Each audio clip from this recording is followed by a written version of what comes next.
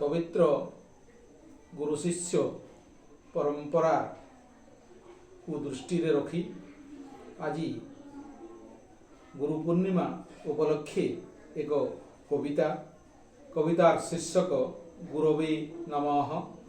मु डॉक्टर सत्यनारायण मल्ली।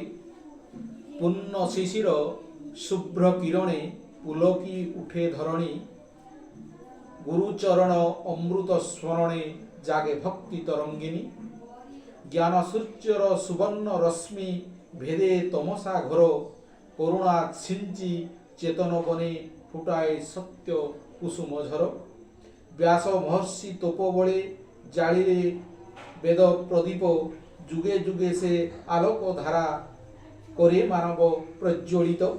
गुरु नुहंती केवल शिक्षक जीवनर महामंत्र, तांकर बाणी गंगा सलिल पवित्र करे अंतर।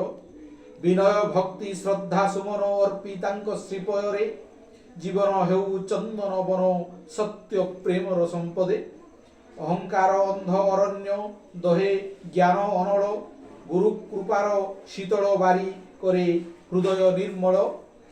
धर्म दयार दिव्य पथरे चालिबार आह्वान, गुरु पूर्णिमा पवित्र तिथि शाश्वत ज्ञानर गान।